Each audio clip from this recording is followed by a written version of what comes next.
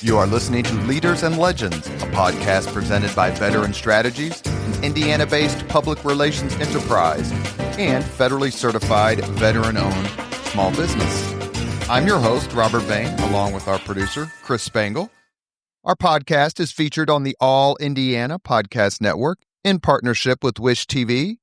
You may find Leaders and Legends at allindianapodcastnetwork.com. Thinking of starting a podcast or need to host a public meeting? Let Leaders and Legends LLC be your partner as you look for new ways to communicate your message. Please contact us at chris@leadersandlegends.net. As always, all our podcast interviews are dedicated to the legacy and generosity of P.E. McAllister. One of the great things about this podcast is I get sent books for free. And many of the books I get sent turn out to be incredibly memorable, as is this one. Today, our guest is Professor Richard Vinen. We are discussing his new book, The Last Titans: How Churchill and de Gaulle Saved Their Nations and Transformed the World.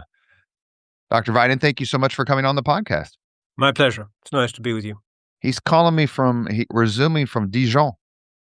That's right. So, a city I very much recommend. Wine, cheese, relaxation. Yeah. All the above. I want to start kind of a little bit with de Gaulle because he would be less familiar to Americans, certainly, than Churchill. Why was he, in your estimation, why was he a titan? I mean, I think he's an extraordinary figure. I think, like Churchill, he'd be extraordinary even if he'd never held political office. So that de Gaulle is a thinker, he's a writer, he's a man with this extraordinary kind of melancholy overview of the world. But then also, of course, he's enormously important in French history. So he's important partly because of the kind of thing that people most remember him for, I suppose, in the Anglo-Saxon world, which is standing up in 1940 against the idea of French defeat, France accepting defeat, and launching what at first is his very lonely stand from London as the exiled representative of the Free French. But then he's enormously important as a peacetime leader, which is when he really remolds his country. So from 1958 until 1969, he's leader of France, and that's a very, very kind of transformative time for France. An incredibly brave man personally. Yeah, I mean, I think he's brave physically. I mean, he's a man who, obviously, like any infantry officer born in 1890 in France, the odds are that he would have been dead before he was 28 years old because he fought on the front in the First World War, was wounded 3 times before being captured by the Germans, wounded on the last occasion by a bayonet. So he's a man who got close enough to the enemy to be fighting with cold steel. And then brave in 1940 by going to London, which is brave because it involves physical risk, but also a kind of moral risk. I mean, this man, in the summer of 1940, he's exiled from his own country. He loses his rank in the French army. He's stripped of his citizenship. He's sentenced to prison. And then later in that year, he's sentenced to death in absentia. So this is a man who has really burnt his boats in a very significant way. He was physically, you look at pictures of him, especially next to some of his contemporaries, he's incredibly imposing physically. Is that a fair way? He's very tall. You're right, he's imposing physically, much taller than Churchill, in fact, so that he must have about a foot of advantage over Churchill, but also tall for a Frenchman of his age. He's physically a bit awkward, I think. So early in life, he is slightly aware of his physique as strange. And then, like a lot of men with strange physiques, it becomes an advantage eventually. He kind of becomes aware that this is something that communicates a sense of being special. And he kind of learns to live with his physique, especially he becomes a fantastic television performer in the 1960s. And you can see he kind of learns to play on how he looks. De Gaulle, to me, as an American, and we'll get into this later, but he seems to have been, like, France's circumstances seem to have been irrelevant to his goal. Like, we all, you have the French of the 100 Years' War and Louis XIV, Napoleon, and the list goes on and on, right? The empire of the late 19th century, victory in the Great War. But that to me seems to be the France of de Gaulle. But the idea that France is completely and totally conquered within the span of a couple of months in 1940. When I read about de Gaulle, I'm like, when are you going to acknowledge that? Like, why don't you calm down a little bit and quit being such a snot and just acknowledge that your country is gone? But that seemed to have been irrelevant to him. No, I think he understood it full well. So I think the great thing about de Gaulle, the two things about de Gaulle that people never believe, but which are true. The first of which is that on a personal level, he's a modest man. So that de Gaulle, as an individual, doesn't make great claims about himself. So if you compare how he describes coming to power with how Churchill describes coming to power, Churchill says, all of my life I've been walking with destiny. Whereas de Gaulle, describing 1940, says, well, I had to pick up France. But he says it as a last resort. He says the last resort of France. And he recognizes what a kind of improbable outcome this is. And when he returns to power in 1958, he says in his memoirs that, oh, so be it, in spite of all the problems with me, my age, the gaps in my knowledge, I would do my best to serve her, i.e. to serve France. So he is aware of all his own kind of personal frailties and his own human limitations. But the second thing about de Gaulle is that he's a realist. So I think, although he often seems as if he's pitching things at a tremendously abstract level, a kind of heroic level, as though, as you say, he seems to be ignoring reality, actually he understands it. And I think the key thing here, the key way that the Anglophone world, British and Americans, misunderstand de Gaulle, is that we always read the first line of his memoirs. All of my life I've had a certain idea of France. And this idea implies a kind of eternal France, which is indifferent to all the kind of setbacks a country undergoes. But the second line is like the Madonna in the frescoes, like the princess in the fairy tale. And I think de Gaulle understands that his idea of France is a kind of fairy tale. And he knows that countries need fairy tales. They need myths. But he does understand it's a myth, and he does know what the reality is. He, in the 1960s, when he's getting his country ready to leave Algeria, to face up to the fact that the French Empire is over, he makes this extraordinary speech, and he says that he's a man of the 19th century. And he was born, as he puts it, in the age of the fleet at sail, of the carriages, of the sweetness of the oil lamps. And he kind of evokes this whole kind of Belle Epoque world. And then suddenly he bangs the table and says, but that's over, and nothing counts outside realities. So I think actually a lot of his life is about using high-flown rhetoric as a way of helping his country to adjust to the reality of its situation. I did not need to read any book reviews to know how superb your book is, but sometimes I read them in preparing for author interviews on the podcast. And in this one review, let me make sure I get the week in the magazine, The Week. Your book is called Highly Readable. That's enough. Central Indiana. Wish TV is now live on YouTube TV and Hulu Live, offering more hours of local programming than any other station. Search for Wish TV or look for CW8 on both YouTube TV and Hulu Live to find us. Watch local news, sports, and lifestyle shows live from Wish TV. You can still catch Wish TV free over the air or stream it live on wishtv.com and on the free Wish TV mobile apps. Wish TV, available in more places for the latest news, weather, and sports. Understatement. But they pull out some of your descriptions of de Gaulle. Living antithesis, a bourgeois stoic, tall, austere, melancholy, and aloof, a samurai for whom war was a stern duty. Did they pull out the proper adjectives and descriptions? I think that's fair enough. I should say I never read my reviews. I found that life is so much better for my blood pressure if I never read reviews. So as far as I know, that's fair enough. I think by describing de Gaulle as a samurai, I meant particularly that there's a kind of manga-esque simplicity about de Gaulle. So that in lots of ways, his life is is one you can kind of draw in a few lines. So that if you wanted to describe Churchill's life, it's enormously complicated. He's always being elected to Parliament, thrown out of Parliament, joining parties, leaving parties, that kind of thing.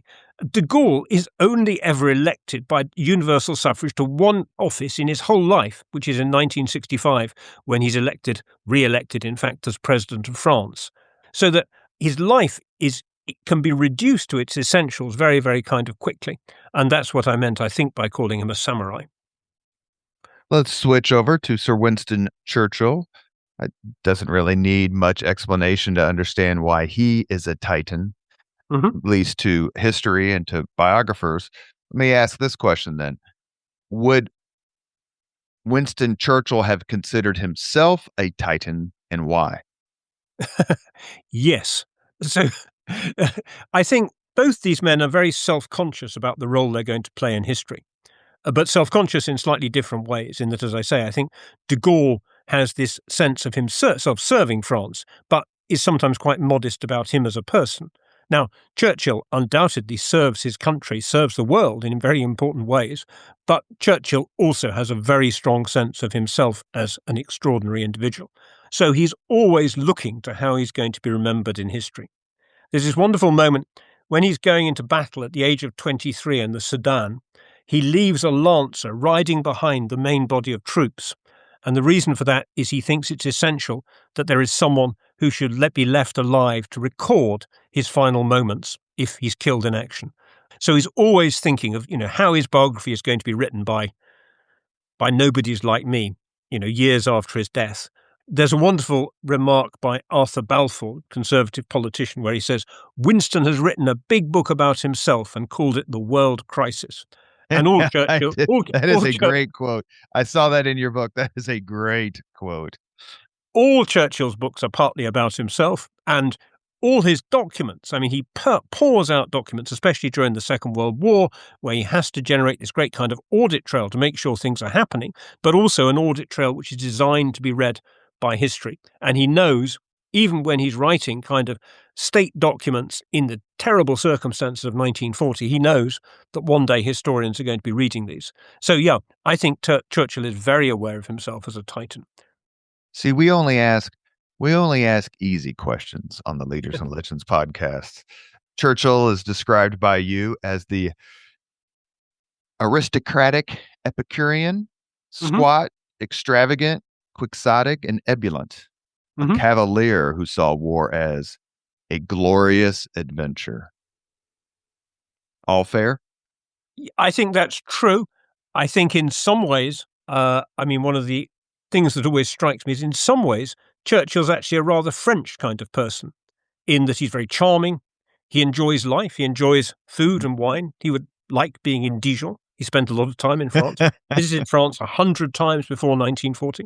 And in lots of ways, de Gaulle's a bit English, or he's a bit like the kind of stereotypical Englishman. He's rather cold. He's got no charm. He's got no small talk. He's completely incorruptible. He's kind of indifferent to money, indifferent to personal advantage. So he has lots of the kind of vices and virtues that the English sometimes associate with themselves. But I think those remarks about Churchill are true. I also think, though, there's one thing about Churchill's enjoyment of war, which is that he has a romantic view of war, really a pre-1914 view of war. I think both men, of course, are very formed by the First World War, but they experience the First World War in different ways. De Gaulle, as a young infantry officer, sees the kind of complete horror of it. And that actually forms his view of the world quite a lot. After 1914, de Gaulle very self-consciously turns away from a romantic view of war, and in lots of ways away from a romantic view of everything. He's very kind of self-consciously realistic after that. I think Churchill he sees the war in a more senior role. He's a politician for most of the First World War. And for him, the glory of war is always the glory of the kind of frontier wars he'd fought as a young man. He had ridden in the last cavalry charge of the British Army, which is an extraordinary thing. Now, I think briefly, in 1940, there's almost a moment where the Cavaliers' War comes back. So you've got to remember that Britain fights a war which involves quite a small number of people, especially in the summer of 1940, where basically British safety depends on a couple of hundred men flying Spitfires, really, perhaps rather more than that, but a small group of very heroic young men. It's a war involving primarily adult men. Britain doesn't experience the massive civilian casualties that you would see in Poland or Russia or something like that during the Second World War. We have, in that sense, a much easier war. And obviously, it's a war in which there's a very clear sense of right or wrong. You know, if there's ever a moment where you know a war's worth fighting, it's the summer of 1940. And I think Churchill then sometimes finds what happens after 1945 a bit hard to take. So especially the hydrogen bomb, the idea of war that might indeed mean complete extermination of humanity. And it's notable that in the 1950s, what he wants most of all is to be a man of peace. He's got this fantasy, really, that he's going to be able to be the man who's going to negotiate a deal between the United States and the Soviet Union. And of course, he's terribly resentful about not winning the Nobel Prize for Peace, very disappointed to win the Nobel Prize for Literature, which he regards as second best. I actually read, was it David Reynolds wrote a book about Churchill writing the books about World War II. I read that book. Yeah. And I think I'm guessing Professor Reynolds, talk about someone I'd love to have on the podcast. He's brilliant. And it was just interesting that gave a real look into Churchill's psyche about, how important it was, not only for posterity, but also financially for him to write those books and get the acclaim that you were just sort of mentioning. You're listening to the Leaders and Legends podcast. Our guest is Professor Richard Vinen. We are discussing his terrific book, The Last Titans, How Churchill and de Gaulle Saved Their Nations and Transformed the World. How are they alike, these two men? They're alike in the sense they're both very brave. They're both very honourable in their different ways, I think. They're both soldiers in their youth. And de Gaulle, of course, is a professional soldier until he's 49 years old. They're both writers, and they're both impressive writers. So there are lots of things they have in common. Churchill served, 6 months in the trenches in World War I after he left, after Gallipoli and the whole drama involving that.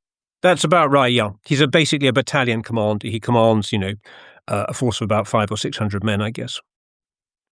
Did they meet often before? Let's push it forward just a little bit. Hitler comes to power, I said 33. So 39 is the start of the Second World War, September of 39. So in that sort of 20s and 30s time period, did de Gaulle and Churchill meet? Did they have much of a relationship? No, they didn't meet at all. They met for the first time, if I remember rightly, on the 9th of June, 1940, where de Gaulle, who at that point, you remember, is still really completely unknown. So he's just entered the French government as a very, very junior minister and just been promoted to the rank of Général de Brigade, which the British always like to remind him is not even a general's rank in the British Army. He would have been called a brigadier in the British Army. But they hadn't met before then. As far as I know, de Gaulle had never set foot in Britain before then. De Gaulle was known in certain kind of military circles for having written about tank warfare. So people like Little Hart in Britain knew him. But he had really very little reputation in Britain. I think it's possible that Churchill would have heard his name, but Churchill certainly doesn't have any recollection of that. And likewise, de Gaulle obviously has heard Churchill's name, but doesn't talk about Churchill much before 1940. And as far as I know, his first mention of Churchill's name comes in a letter to his wife, which is written in May 1940. May 1940, May 10th, 1940 is when Winston Churchill becomes prime minister. Is that the same day or the same week as the German invasion of the West of France and Holland? Yeah. What are Churchill's, let me save that. What are de Gaulle's feelings about how quickly Germany defeats France, seemingly using the tactics and strategy of tank warfare that de Gaulle articulated so well? Because just real quick, there's this myth that the French army was weak and they didn't know what they were doing and they didn't have this and they didn't have that. And you mentioned this, you refuted in your book, and that was one of my favorite parts. The French army in 1940 was in damn good shape from everything that I've ever read. So I think there are two answers to that. One of which is, yes, the French army does look strong in 1940. And of course, the particular nature of the German attack comes as a surprise. I mean, people always assume that the big French defensive fortifications at the Maginot Line are just a kind of foolish mistake, and it's obvious the Germans are going to circumvent that by coming through Belgium. Actually, the French always understand that the Germans are going to come through Belgium, and their aim is precisely that they're going to fight in Belgium. And what is the surprise in 1940 is that the Germans move so fast and cut through the Ardennes forest, which lots of people had assumed would be impassable to tanks. And because of that, they're able to circumvent the French army. And indeed, for that matter, to circumvent the British army, such as it is in the army that has moved into Belgium to try to confront the French. So that's the surprise. Now, really, this is a defeat for both the British and the French. I think the question is then how one reacts to that defeat. So obviously the British react to it by evacuating their troops at Dunkirk and then fighting on from Britain. There's debate in France. So there is an argument on the part of some people that France should fight on, that France has not been defeated. She's merely been defeated in mainland France, but that she should then fight on from North Africa, from her empire, or possibly by moving abroad to Britain. And de Gaulle's view is that, the military setback of May 1940 is not a definitive defeat for France, and that therefore she should go on fighting in any way she can. I think in terms of tank warfare, obviously de Gaulle makes a lot of tank warfare and a lot of German success, and some of de Gaulle's admirers like to present the Germans as having learnt lessons from de Gaulle. De Gaulle's future son-in-law, in fact, talks about being part of the army that takes over Hitler's quarters, and says he found a copy of de Gaulle's pre-war book about tank warfare in the quarters, with Hitler having written in that book by hand.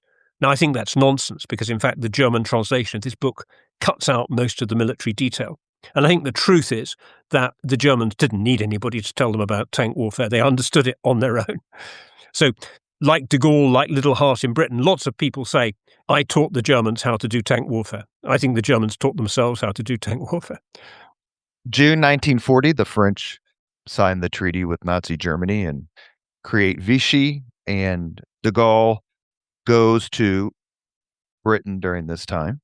What was de Gaulle's opinion of Vichy France?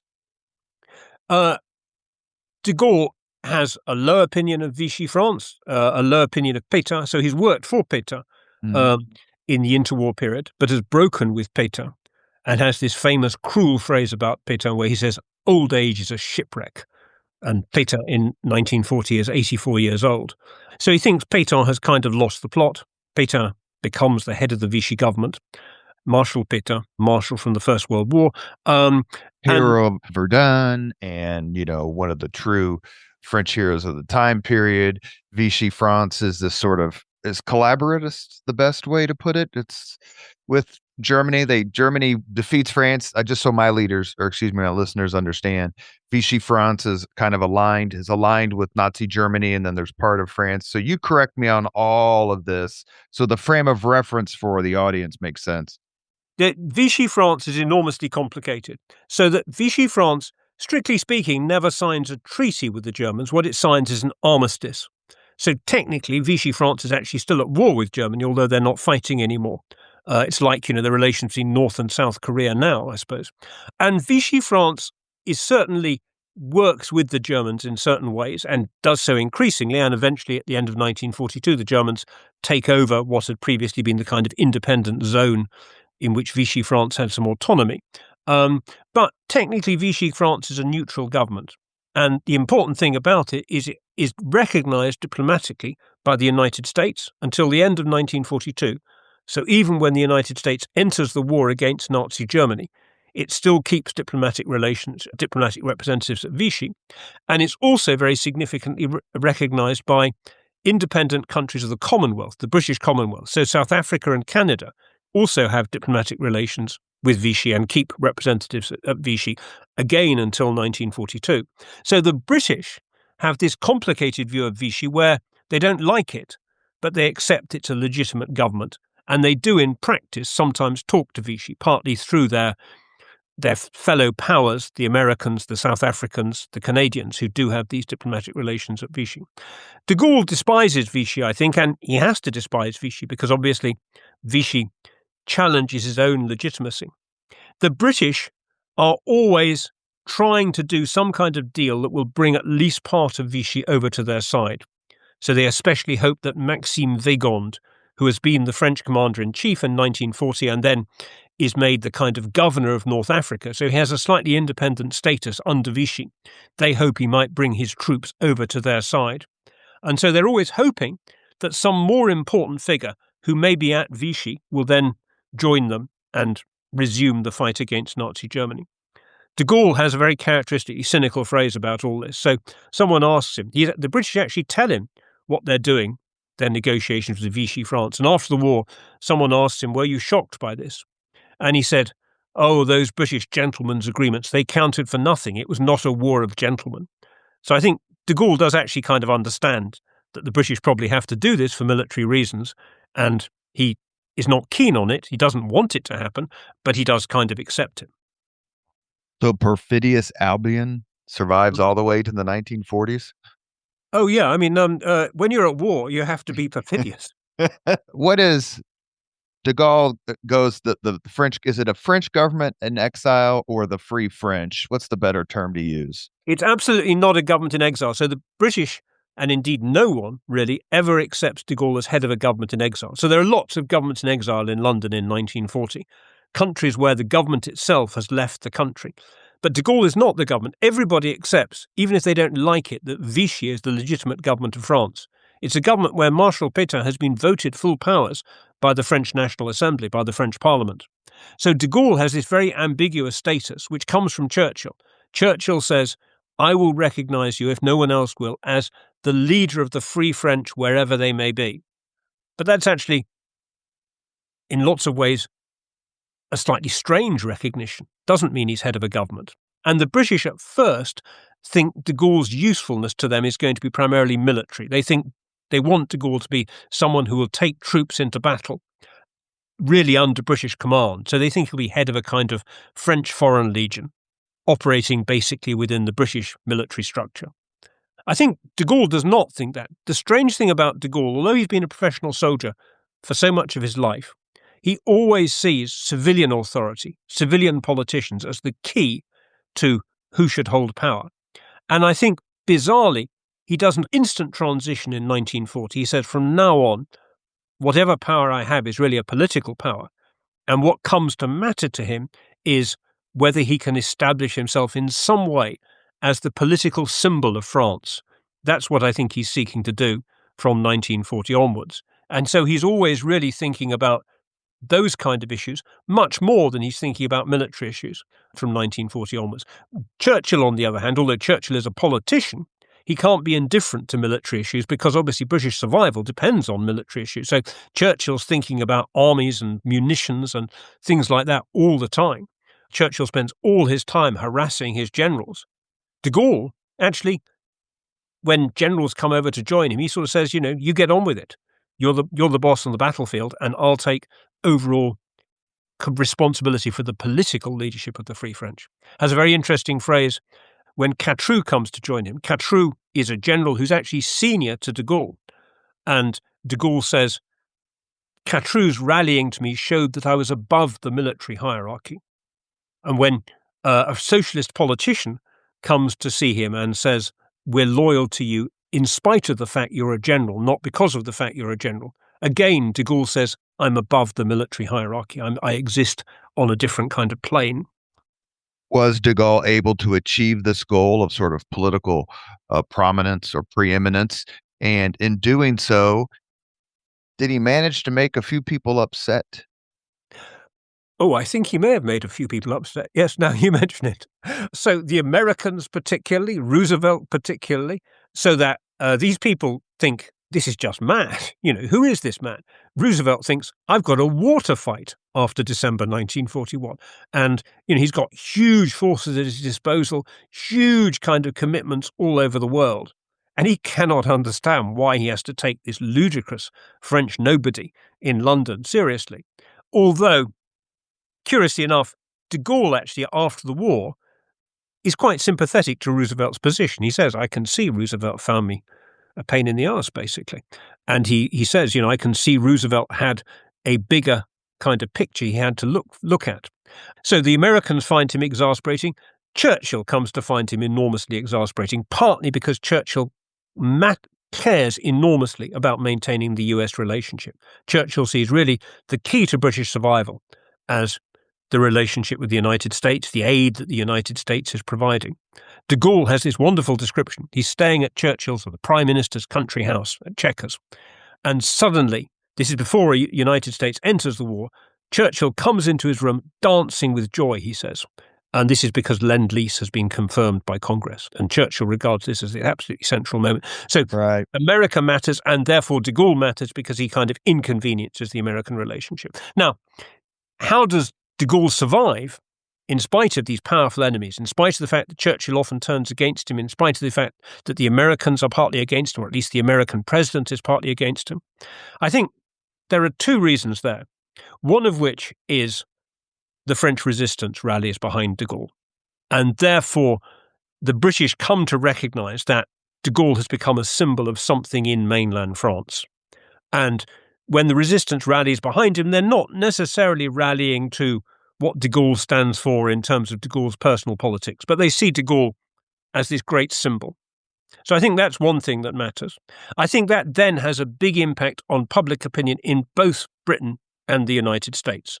So de Gaulle becomes admired by journalists, by opinion formers, even if he's not always admired by the political elites. And then I think the other thing that matters a great deal is that one of the things one underestimates about Churchill is that because Churchill seems such an extraordinary figure, we understate how much he's a team player in the context of the Second World War. So he's surrounded by people who advise him and who also, very importantly, sometimes stop him doing stupid things. So a man like Churchill needs very strong people around him to say no. So people like Allenbrook, his kind of senior military advisor, rows with Churchill all the time.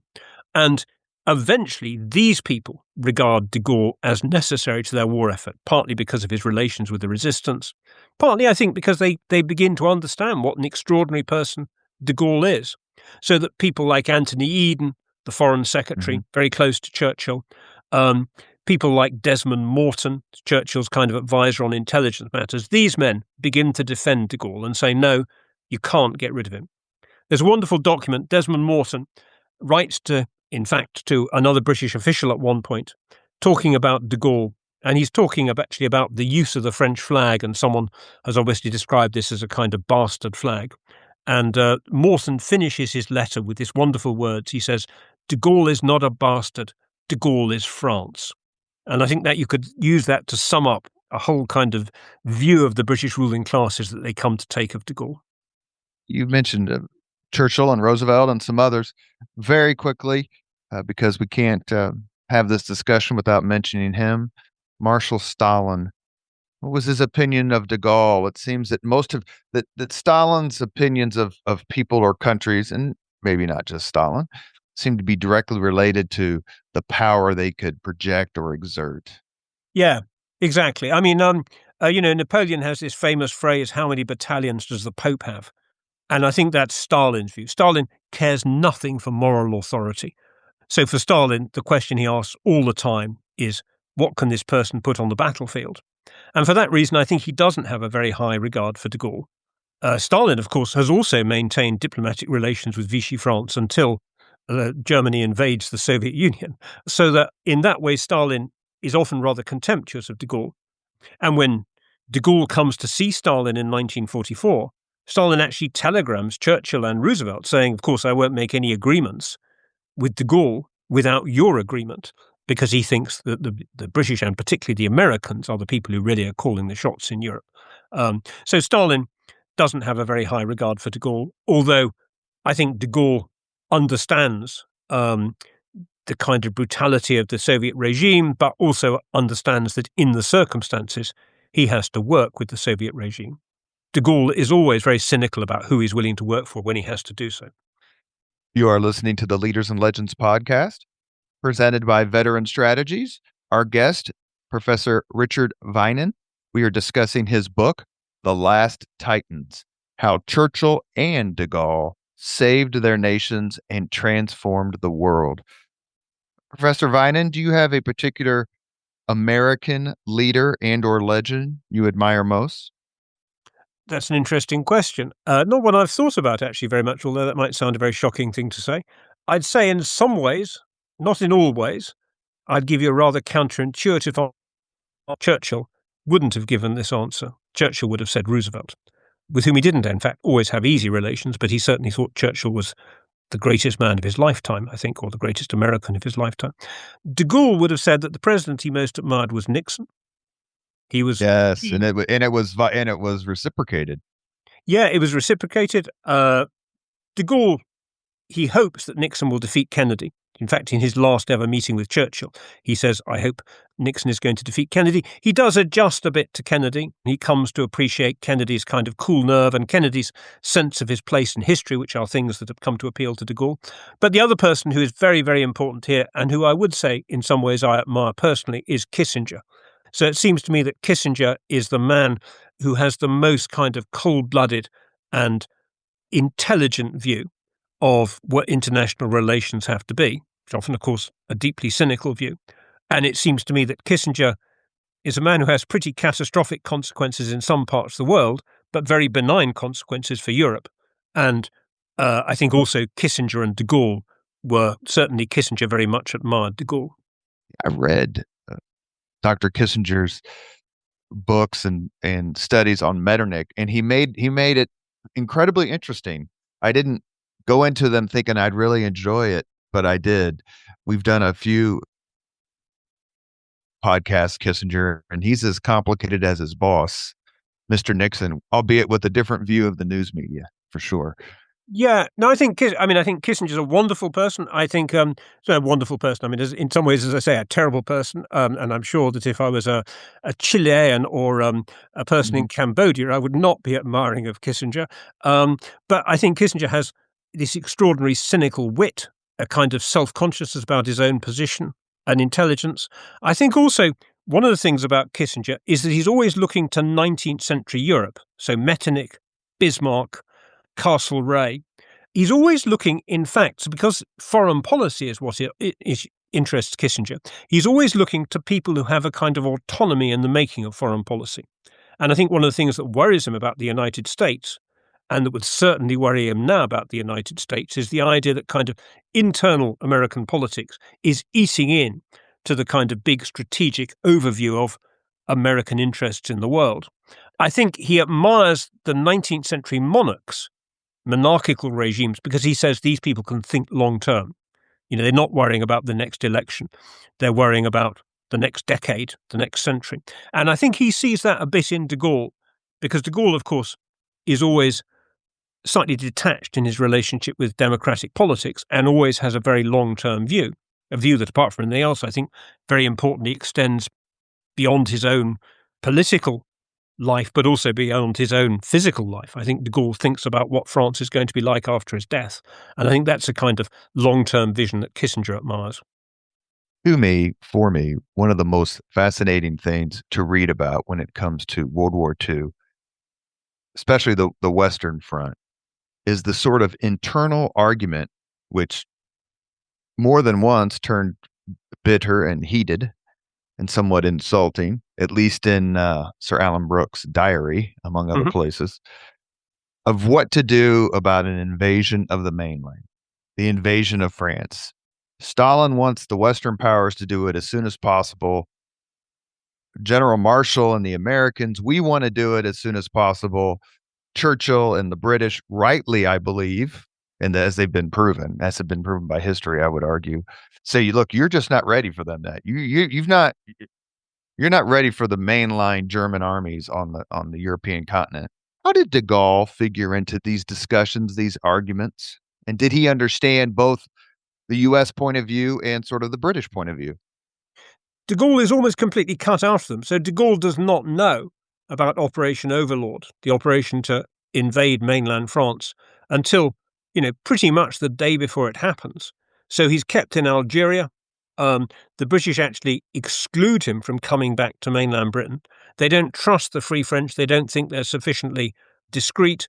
So de Gaulle is only brought back at the last moment and told, look, we're about to liberate France. And how did he, forgive me for interrupting, but I have to ask, and I know the answer, so I apologize, Professor, but how did de Gaulle take that particular bit of news? He didn't take it well. So, I mean, obviously he wanted France to be liberated, but he didn't take it well that it had been kind of laid out without his knowledge and without his consultation. There's also a very important kind of row between Churchill and de Gaulle at this stage, which is an argument partly about relations with the United States. So at this stage, Churchill is absolutely obsessed with the military dimension. So this is a huge, dangerous operation they're about to launch, and they don't fully know whether it's going to succeed. One must remember Eisenhower writes a letter of resignation before D-Day, knowing that he may be forced to resign because it may fail disastrously.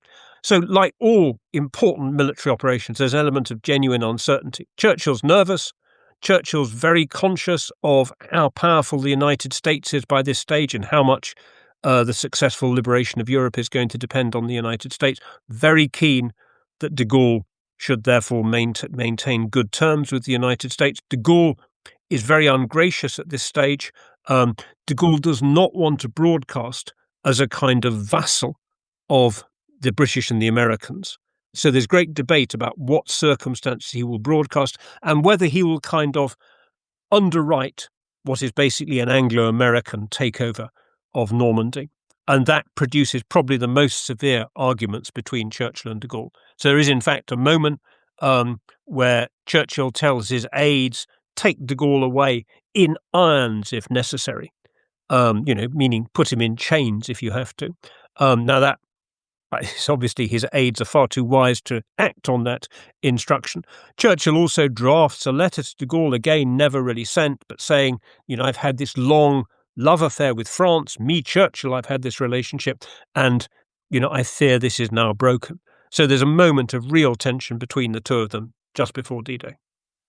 How justified is General de Gaulle in being upset as two foreign powers are planning for the liberation of his country? I mean, did he have a right, in your view, to either A, be upset that he wasn't included, or B, to be included in a much greater degree?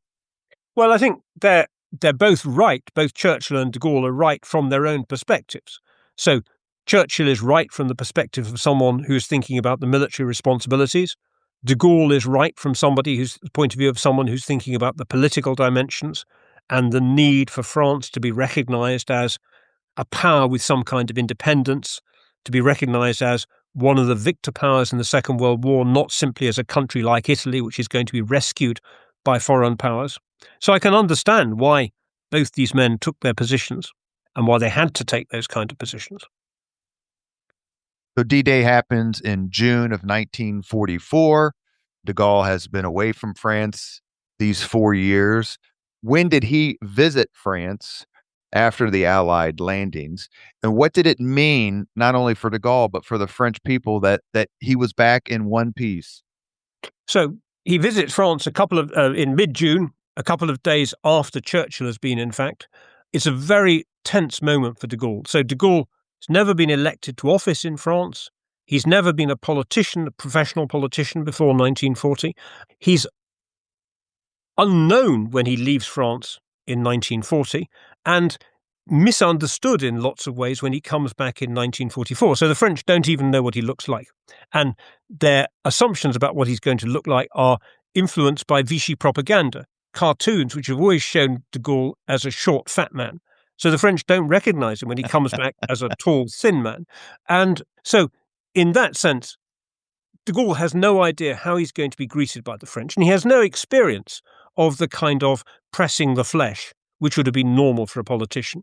So really, this is like his first meeting with the French people, his first meeting with French civilians in kind of the way a politician might expect to meet them. So I think for de Gaulle, this is hugely emotional. And in fact, one of the great things he discovers is that de Gaulle loves crowds.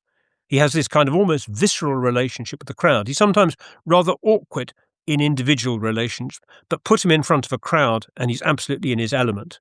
So he discovers that really in Bayeux in Normandy in 1944, when he meets the French people in this kind of way for the first time. It's a very important moment for him.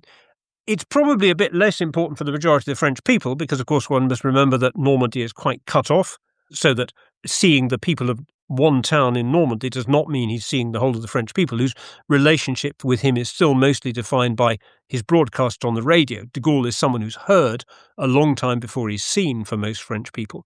And the Norman people actually probably are a bit less enthusiastic than de Gaulle may think they are. One of his aides describes this meeting with the French people and says, it's a bit like a visiting dignitary coming to open a fair on a Sunday, as if it's a kind of slightly formulaic encounter. But for de Gaulle, this certainly matters. And also, de Gaulle now begins to establish his power in France. So he leaves people behind in Normandy who begin to kind of set up his own networks. And he benefits from lots of things, which mean that in that crucial period in 1944, he's able to to begin to insert himself, to make himself the indispensable man in mainland France. June 1944 is the D-Day invasion. The war ends in May 1945. Your point about de Gaulle sort of cementing the foundation of his power and his presence. Is it fair to say, and this is something I was thinking as I got to this part of your book, that de Gaulle should be considered a true victor of World War II? I mean, is it fair to say that he basically got everything he wanted in terms of France as still being seen as a great power and being a participant in all the things that happened after the surrender? I think he got very important things. So first of all, de Gaulle is never under the illusion that France has won the Second World War. And de Gaulle never forgets that 1940 was a humiliation for France. De Gaulle does not like being reminded of 1940 after the war. Lots of people say, de Gaulle's great address of the 18th of June 1940 is this heroic moment. Actually, de Gaulle doesn't look back on that with much nostalgia. So I think de Gaulle appreciates how delicate France's position is in 1944, 1945. He gets crucial things, though. First of all, he gets French troops sent into battle. And that means that France earns this idea that it's one of the victor powers. He gets, of course, in the long term, France gets a seat on the UN Security Council, crucially important. So in that sense, she becomes recognized as a victor power. And that's a great achievement, and one that sometimes upset Churchill. There's a moment where Churchill very characteristically has a kind of tantrum with de Gaulle and writes to Anthony Eden. He says, Canada has done more to liberate France than France has done to liberate France. And he says, we should make Canada a figure in the United Nations. But in practice, of course, de Gaulle has managed to kind of circumvent that. I've read a few books about the Potsdam Conference. And when I get to the part where the conservatives are defeated in July of 45 and Attlee comes to be prime minister, I just think it's a fascinating thing that it happens right like in the middle of the conference and Churchill just leaves. Yeah. I mean, I think... Go ahead. I think in a funny kind of way, I think it's a heroic moment. So I think it's a sad moment for Churchill. And I think the defeat in the 1945 election breaks his heart in some ways. And Churchill's never the same. I mean, no one can claim that Churchill was a great peacetime leader in the way that de Gaulle was. I think, though, if Churchill had understood things in the way that, of course, one never understands one's own life, he would have said, in a way, this is a heroic moment. Who but the British people would have followed me in 1940? And who but the British people would have thrown me out in the summer of 1945? So I think the British people, this great kind of bloody-minded, independent-minded, not wanting to be told what to do people, 1940 and 1945 are two sides of that same coin. It's a terrible moment for Churchill. So he's defeated, of course. He's defeated partly because of the votes of servicemen, which I think is something he probably finds especially painful. It's very obvious in retrospect that he was going to be defeated. Oddly, politicians didn't expect it, but lots of other people did know it was going to happen, especially people who'd paid attention to what was happening in the army. So when officers talk to their men, they often say it's very obvious the Labour Party is going to win a massive majority in and they did. Yeah, exactly. But also, it's a tragedy for parts of the British upper classes. The Duke of Wellington's the Dowager Duchess of Wellington, this extraordinary figure. So she is the descendant of the Duke of Wellington, she's the wife of the descendant of the Duke of Wellington, who won at Waterloo. And she has a very tragic life because her son is a commander who's killed fighting in Italy. And she writes to Churchill saying, "I thought I would never weep again after my son died." And then she says, "But I weep now at the shame of the fact that you've been defeated in this election." So for lots of people, it seems a terrible moment when Churchill is defeated. Although I don't think it is. And I think also it's part of Churchill's greatness that although he's very, very upset by the result of the 1945 election, never comes into his mind to question that result. He walks away from power without complaint and without any attempt to kind of stop it, and makes this very characteristic witticism. Clementine, his wife, says, "Oh, Winston, it's a blessing in disguise." And he says, "Does seem quite effectively disguised at the moment." Churchill comes back to power in the mid-50s to become prime minister once again. Dies in, I believe, 1965. Yep.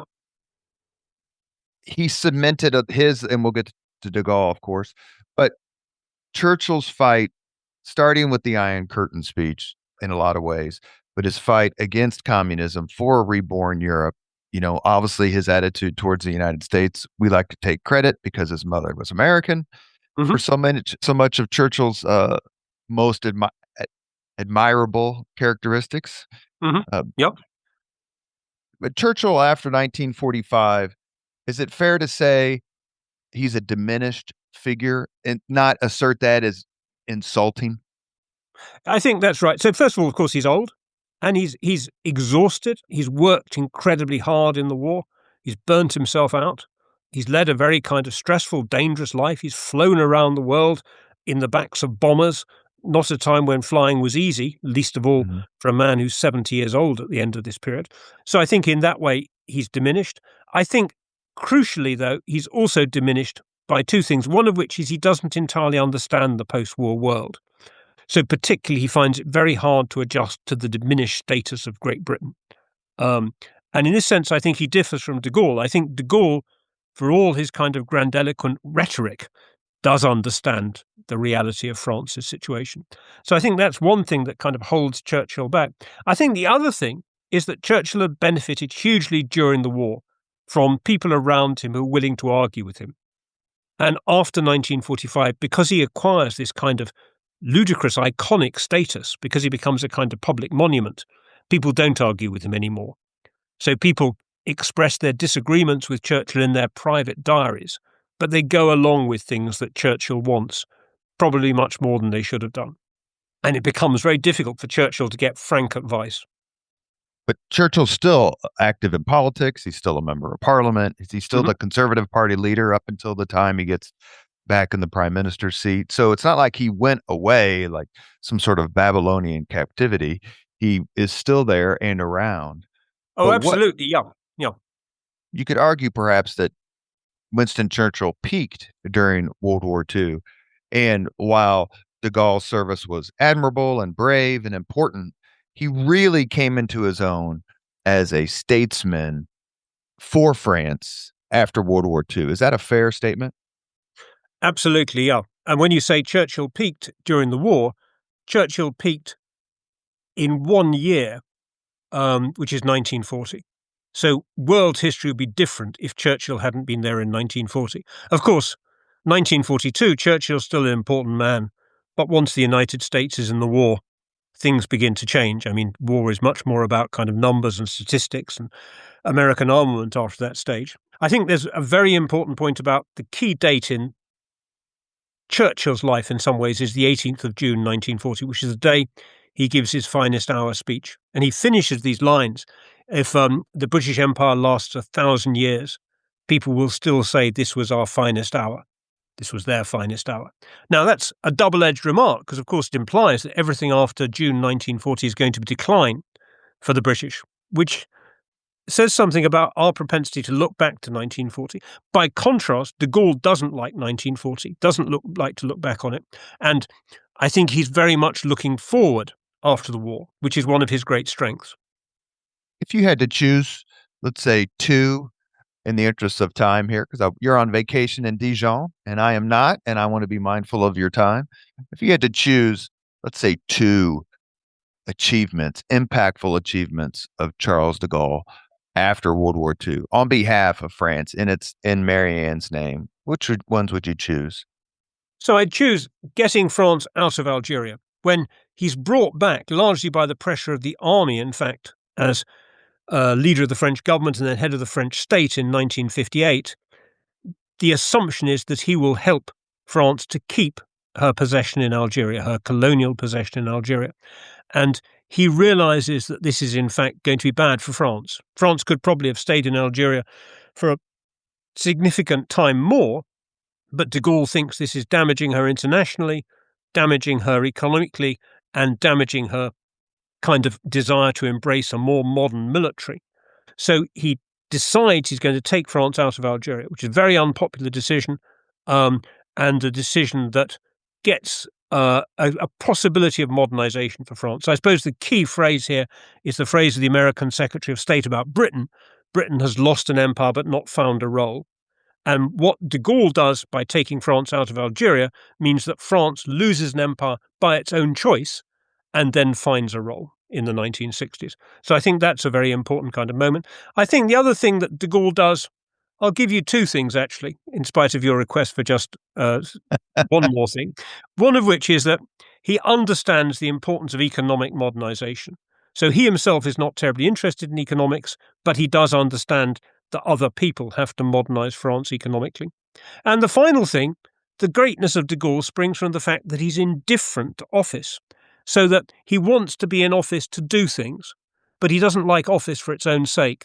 And this gives him a great strength. There's nothing more powerful than a man of power who can live without power. And so he resigns once as head of government in January 1946, walks away saying, if I can't do what I want to do, I won't do anything. And then he resigns a second time in 1969. Again, doesn't have to. He's been defeated in a referendum, but he has still years to run as president of France, but he decides to walk away from power. So I think that, in a funny kind of way, is part of his kind of greatness, and it's part of what makes him powerful, but also part of what helps France to move on, and move on even after he's gone. What is the difference between Gaullist and Churchillian? Partly that Gaullism, of course, in France is the name of a political party. So in the 1960s, the mayor of Dijon was a Gaullist. No one is a Churchillian in party political terms. So Churchill, more than de Gaulle, of course, is always subordinate to British institutions, of which one is the Conservative Party. De Gaulle's great strength, in a way, is that he as an individual comes to matter, not always because he particularly wants to matter, but because all sorts of French institutions have been blown away, partly by the defeat of 1940 and partly by, in de Gaulle's view, the revolution of 1789. So, of course, de Gaulle is a monarchist who regards everything after this in some ways as a disappointment. But I think those things mean that a single individual can assume more importance, especially in peacetime France, than any single individual can ever assume in Britain.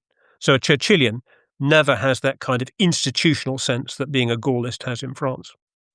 If Winston Churchill was tasked to use one word to describe de Gaulle, which word would he use, and vice versa? Churchill, as you know, never used one word when he could use lots of words. So I'll give you a dishonest answer. I'll give you a slightly more complicated answer. His funniest remark about de Gaulle is he said, he thinks he's Joan of Arc, but I can't get my bloody bishops to burn him. So I hope that will appeal to you as a medievalist. But the key thing to understand that is that Churchill loved Joan of Arc, admired Joan of Arc more than any other historical figure. So it's a double-edged remark, and there's lots of admiration in that remark. And de Gaulle, he had some very kind words to say about Churchill. His most important phrase, which is something he could equally well have said about himself, the great artist of a great history. We've reached the point on the Leaders and Legends podcast where we ask the same 5 questions of all of our guests. Professor Vinen, are you ready? Yeah. What was your first job? I was a plongeur in a hotel in Haute-Savoie, a dishwasher in a hotel when I was 19. What was your first concert? Concert? I don't know. I'd love to say that I went to see The Clash when they played Birmingham in 1978, but I'm afraid I was far too square to do that. Are you familiar with Helen Rappaport? I've heard the name, but I can't remember in what context, I think. She's a historian of Russia, especially the royal family. She came on the podcast about a year or two ago, and she has the best answer of them all, and that is she saw the Beatles at a pub. Okay, well, I can't match that. If you could suggest any book for someone to read, which book would you recommend? It varies from time to time, but I'd say if you're going to read a novel, read Thomas Hardy's The Mayor of Casterbridge. If you could witness any event in history, be there in person as it happens, which event would you choose? I suppose, like all British people, I would like to be in London on the 18th of June, 1940. And what the event I'd happened be on witnessing, that date? well, that's the day on which both Churchill and de Gaulle make very, very important speeches. But also, I suppose, more generally, it's the day on which the British kind of realise, okay, we're going to fight on. Last question. If you could have dinner with anyone living today, 2 hours off the record, just to chat, whom would you choose? Well, I'll give you a very twee answer, but it's true. So I'm about to go and have dinner with my wife in a Dijon restaurant. So that's what I'd choose. Such romantic. The Europeans are such romantics. They always want to give the answer of their wives or their husbands or their parents. And I can't be critical. That's for sure. I'm sure a lovely dinner in Dijon would be absolutely fabulous. You have been listening to Leaders and Legends, a podcast presented by Veteran Strategies, an Indiana-based public relations enterprise. We are also a federally certified veteran-owned small business, registered with the state of Indiana and the city of Indianapolis. As always, all our podcast interviews are dedicated to the legacy and generosity of P.E. McAllister. Our guest today, Professor Richard Vinen, he wrote a book, and I started to say this earlier, and I'll say it here at the end. It's essential to understand these two men, to understand why they, as you mentioned earlier, Professor, 19th century in their origins. You cannot understand the 20th century without a thorough reading of these two men and their lives. The book is called The Last Titans: How Churchill and de Gaulle Saved Their Nations and Transformed the World. Thank you so much, Professor, for taking some time out on your vacation and postponing your dinner to spend a few minutes with the Leaders and Legends podcast audience. Thank you very much indeed. I really enjoyed it. Thank you very much for listening to Leaders and Legends, brought to you by Veteran Strategies Incorporated. If you want to contact us about this program or our menu of public relations services, please send us an email at robert@veteranstrategies.com. That's robert@veteranstrategies.com.